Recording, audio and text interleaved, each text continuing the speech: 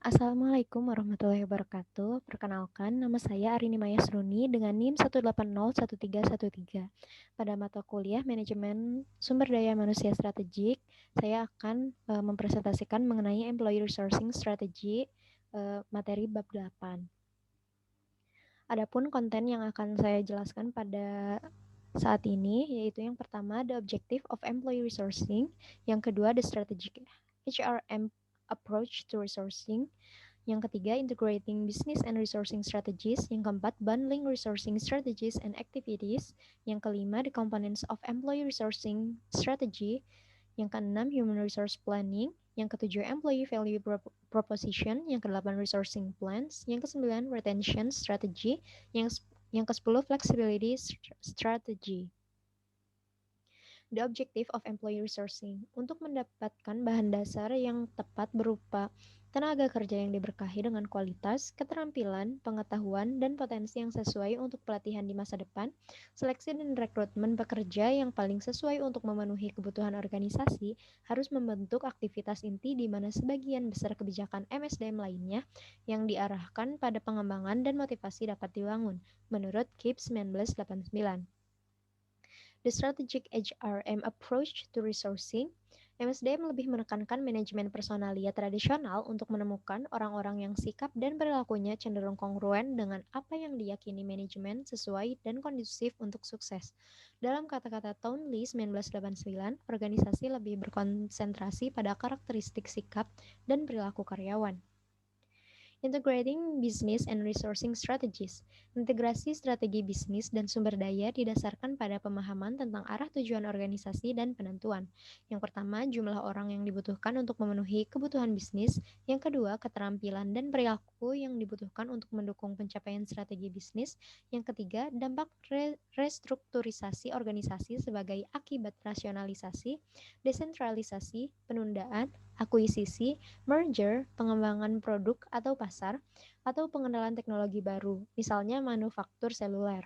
Yang keempat, rencana untuk mengubah budaya organisasi di bidang-bidang seperti kemampuan menyampaikan, standar kinerja, kualitas, layanan pelanggan, kerja tim dan fleksibilitas yang menunjukkan kebutuhan orang-orang dengan sikap, keyakinan, dan karakteristik pribadi yang berbeda. Bundling resourcing strategies and activities. Strategi untuk memperbesar basis keterampilan dapat dimulai dengan perekrutan dan seleksi, tetapi juga akan meluas ke pembelajaran dan pengembangan untuk meningkatkan keterampilan dan mengubah perilaku, dan metode pemberian penghargaan kepada orang-orang untuk memperoleh keterampilan tambahan. Proses manajemen kinerja dapat digunakan untuk mengidentifikasi kebutuhan pengembangan, keterampilan dan perilaku, dan memotivasi orang untuk memanfaatkan keterampilan mereka secara efektif. The components of employee resourcing strategy ada 6. Yang pertama, perencanaan SDM. Yang kedua, mengembangkan proposisi nilai karyawan. Yang ketiga, rencana sumber daya. Yang keempat, strategi retensi. Yang kelima, strategi fleksibilitas. Yang keenam, strategi manajemen bakat. Kemudian ada human resource planning. Yang pertama ada define. Yang kedua, link to business planning. Hard and soft human resource planning. Limitations, approaches to human resource planning. Employee Value Proposition. Proposisi nilai karyawan organisasi terdiri dari apa yang ditawarkan kepada calon karyawan atau karyawan yang sudah ada jika mereka bergabung atau tetap menjalankan bisnis. Ini akan mencakup remunerasi yang penting tetapi dapat terlalu ditekankan dibandingkan dengan elemen lainnya. Faktor non-keuangan ini mungkin sangat penting dalam menarik dan mempertahankan orang, termasuk daya tarik organisasi, tanggung jawab perilaku dan etika perusahaan, menghormati keragaman dan inklusi, keseimbangan pekerjaan kehidupan, peluang untuk pertumbuhan pribadi dan profesional. Kemudian ini ada bagian dari business plan, forecast of activity levels, analysis of requirement numbers, skills, and behavior, demand forecast and supply forecast, forecast of future requirements, action planning, recruitment, training, downsizing, increasing flexibility. Employee Value Proposition yang pernah ada menganalisis apa yang dibutuhkan dan diinginkan oleh kandidat ideal dan mempertimbangkan hal ini dalam memutuskan apa yang harus ditawarkan dan bagaimana penawaran tersebut harus ditawarkan. Kemudian ada menetapkan seberapa jauh nilai inti organisasi mendukung penciptaan merek yang menarik dan memastikan bahwa nilai-nilai ini dimasukkan ke dalam presentasi merek selama nilai-nilai itu digunakan, dihayati oleh anggota organisasi daripada hanya dianut. Yang ketiga, ada tentukan fitur merek berdasarkan pemeriksaan dan peninjauan setiap area yang memengaruhi persepsi orang tentang organisasi sebagai tempat yang bagus untuk bekerja, cara orang diperlakukan, penyediaan kesepakatan yang adil, peluang untuk tumbuh, keseimbangan kerja hidup, kepemimpinan, kualitas manajemen, keterlibatan dengan rekan kerja, dan bagaimana serta mengapa organisasi dapat berhasil. Lalu yang keempat, ada mengukur pendekatan organisasi lain. Sunday Times list dari 100 perusahaan terbaik tempat bekerja berguna untuk mendapatkan ide tentang apa yang dapat dilakukan untuk meningkatkan merek. Yang terakhir, jujur dan realistis. Resourcing plans mencakup internal resourcing dan external resourcing. Untuk yang external resourcing mencakup 5 poin. Yang pertama, define skill and competency requirements.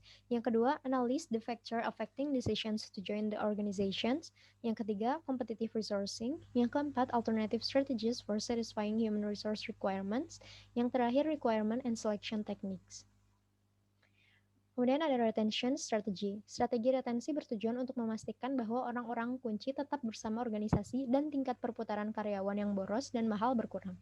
Mereka akan didasarkan pada analisis mengapa orang tinggal dan mengapa mereka pergi. Lalu ada analysis of reasons for staying or leaving. It caused first by pay, job design, performance, learning and development, career development, commitment, lack of group cohesion, dissatisfaction and conflict with manager and supervision, requirement selection and promotion, over marketing. Flexibility strategy. Tujuan dari strategi fleksibilitas harus mengembangkan perusahaan yang fleksibel. Atkinson 1984 dengan menyediakan fleksibilitas operasional dan peran yang lebih besar. Langkah-langkah yang harus diperhatikan saat merumuskan strategi fleksibilitas adalah sebagai berikut. Yang pertama, perhatikan pola pekerjaan tradisional secara radikal untuk menemukan alternatif selain staf tetap dan penuh waktu. Ini mungkin berupa pemisahan tenaga kerja menjadi kelompok inti dan satu atau lebih kelompok periferal. Yang kedua, pikirkan tentang outsourcing, menyelesaikan pekerjaan oleh perusahaan atau individu eksternal. Yang ketiga, dorong multi-skilling untuk meningkatkan kemampuan orang untuk beralih pekerjaan atau melaksanakan tugas apapun yang harus dilakukan oleh tim mereka. Terima kasih, sekian yang dapat saya sampaikan. Wassalamualaikum warahmatullahi wabarakatuh.